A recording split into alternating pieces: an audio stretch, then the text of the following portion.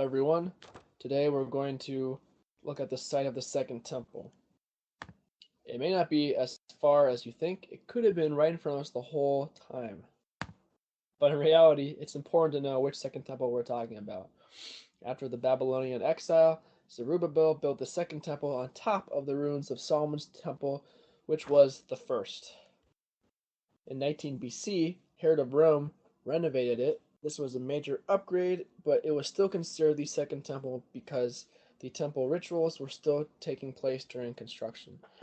So when someone talks about the Second Temple, they're referring to this one usually. It's important to know a little about the history of Jerusalem. Because of time, however, we can't go into this all. But Klein summarizes it well by saying the only constant has been the desire to control the Temple Mount.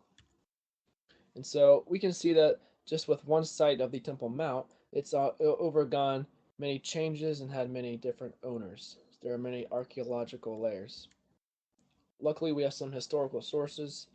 We have the Bible, the Jewish historian Josephus, and ancient Jewish writings such as the Mishnah and the Midah. There are also a plethora of traditions. It can be challenging to discern fact from exaggeration, however. We also have the excavation data from Sir Charles Warren from 1867, which is commonly used. So, the first theory is the traditional theory that the Second Temple is under the Dome of the Rock.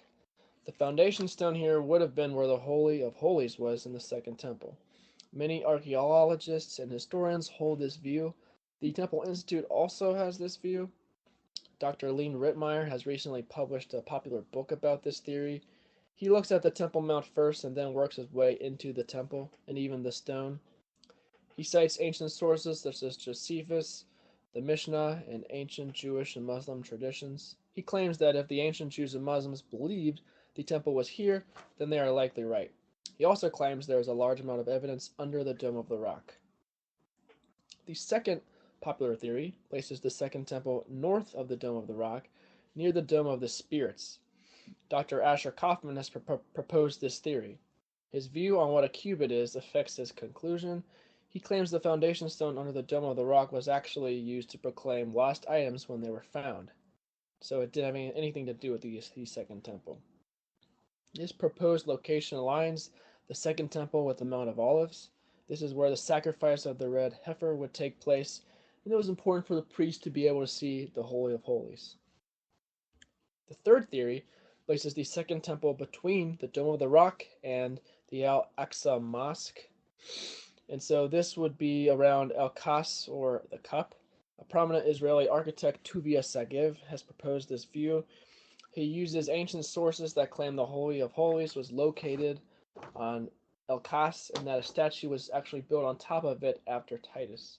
He says that the Temple of Jupiter was destroyed and the Muslims actually built their Dome of the Rock and mosque on top of their ruins, not the Second Temple ruins. So he compares the Temple of Jupiter with what's there today and draws the conclusion that they're the same or related to each other. And so there would be a statue in the middle of the temple to Jupiter, and this is where he places the Second Temple.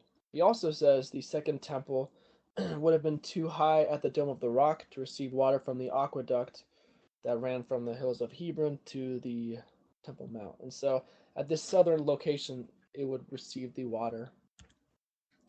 The fourth theory places the Second Temple under the Al-Aqsa Mosque. This theory is proposed by Norma Robinson, who agrees with many of the same points Sagiv makes. She cites sources such as Josephus and Warren's excavation data. She proposes Fort Antonia as being a little bit larger than we've seen. She also claims the triple gate and double gate along the south side of the temple, so around here, were actually entrances to the temple.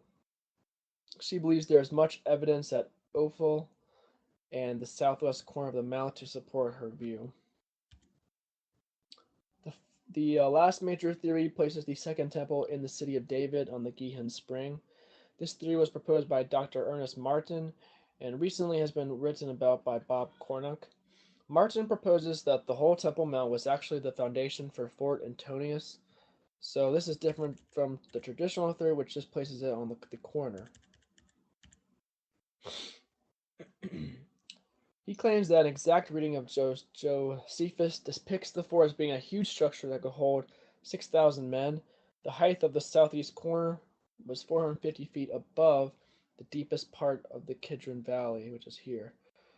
And so he also says that the temple could receive water from the Gihon spring, and claims that his theory supports the prophecy that Christ made that not a single stone would remain of the second temple. This theory is very controversial. However, it places the temple outside the Temple Mount, so that may be one reason why it's popular. When viewing each theory, there are some questions we need to ask. It's important to consider the size and location of Fort Antonia, where the foundation stone is located, and how the temple got water. It's paramount to examine the interpretation of the biblical and ancient sources. If you noticed, all of the theories we've gone over use the same sources but different interpretations. There's not much physical evidence, so every theory is based on some speculation and assumptions. The ramifications are huge for this mystery. Organizations like the Temple Institute have the goal of building a third temple. This would have to be on top of where the second temple was, and so the Temple Mount is highly contested between the Jews and Muslims even today. Based upon my research, I would say it's certain that the second temple was near the Temple Mount. It's hard to say exactly where it is. The safest option is, of course, to say it was under the Dome of the Rock. However, Martin's theory is very intriguing, and he does a great job of building a convincing case. But at this point, there's just not enough physical evidence, in my opinion, to know for certain. The sheer amount of tradition, opinions, and speculation make this mystery very hard to analyze. Until we are able to dig up on the Temple Mount, this will remain a mystery. So these are some sources if you're interested in learning more. Thanks for watching, and I hope you were able to learn something new.